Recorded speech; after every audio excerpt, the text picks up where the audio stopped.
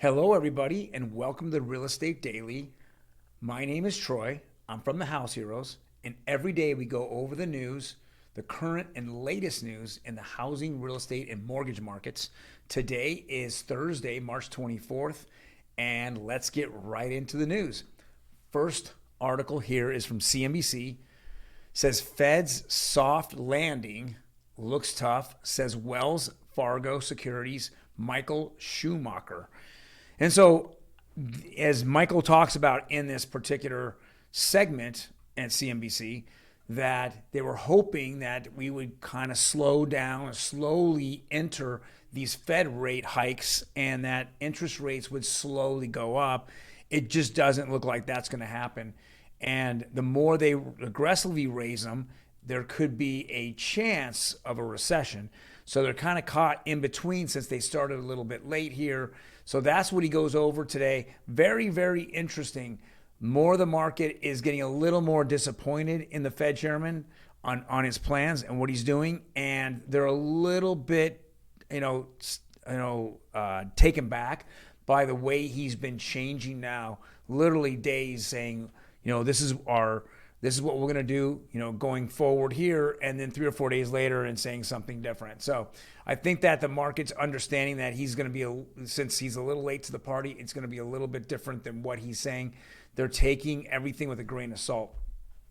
Next is from Realtor.com, and this is a very kind of interesting also article. How much are raising mortgage rates costing home buyers now? The numbers isn't pretty. So that's what we're looking at. As the same house that you looked at a year ago is now worth 40, 50, 10, 20% more, how much does your monthly payment and your down payment cost? How much more do you have to put down? How much more are you spending out of pocket? Those are very interesting things. Now we're looking at, inventories that are so low that we're seeing these rate, values go up and up and up as rates obviously go up as well. So it's really costing the home buyer, even though demand is still really strong and there's just a little bit of inventory, we're still seeing that it's really hurting a lot of first-time home buyers. Next here on Realtor.com as well is housing market update. Prices reach new high as few Americans put homes up for sale. So this is something we've been talking about all the time. It's just the squeeze that we're seeing. If you are on the sidelines and you're thinking about buying a house, it is the time to buy. I know that if we do get into recession and deeper we get into recession, the Fed will have to cut rates.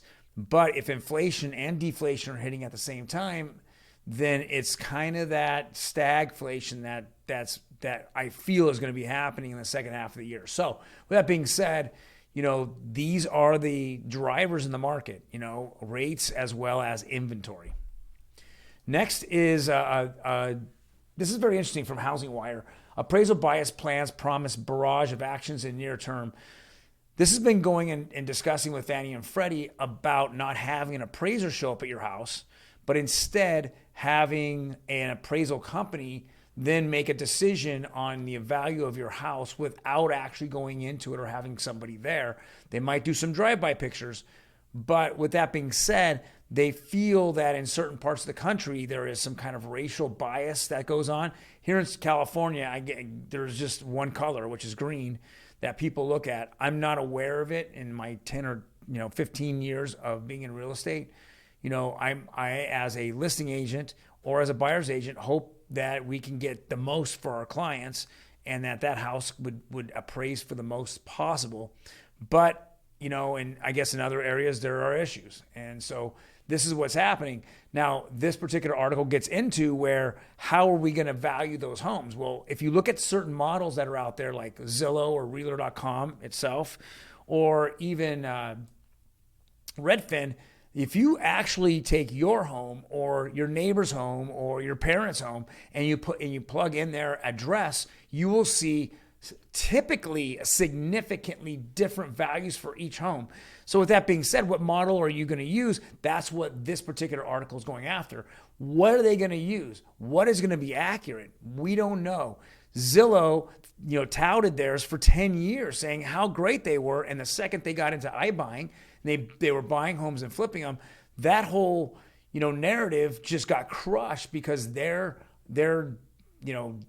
Zillow dollars or Zestimates, that's what they were called. Zestimates are so far off, and there's no real rhyme or reason why they're there, even though they have some algorithmic, value that they assign. It just doesn't make sense. So that's why they walked away. Open Door just got crushed in their earnings. I mean, they lost more than Zillow, and Zillow walked away. And Open Door, this is their entire business model. Is if they walk away, they're no longer a business. I can't even imagine anyone on Wall Street even funding, any iBuying companies, especially right now. So, but these are the appraisal biases that they're talking about. And then finally, let's go over mortgage rates. As of the close yesterday, March 23rd, we're basically seeing everything about steady, the same, not huge huge number changes. You have, the 30-year conforming went up 0.02. You had the 30-year fixed, 0.01. It's basically where they're at. What really has changed is the jumbo, and the jumbo keeps going up and up. It went up almost 9 basis points. Again, huge jumps on jumbo.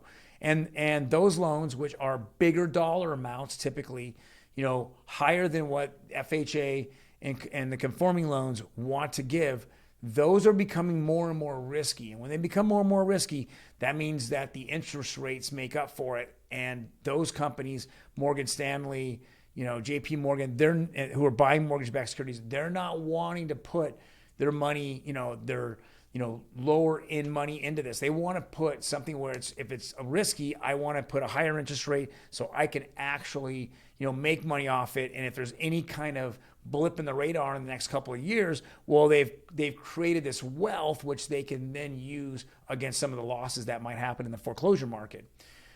Guys, thank you very much for joining me. Thank you so much. If you liked the content, hit the like button. Otherwise, hit the notification button. We go on Monday through Friday. Once we drop that video, it will notify you that we're doing so. Otherwise, leave a comment. I'm more than happy to answer them for you. You guys have a good day. We will see you tomorrow on Friday.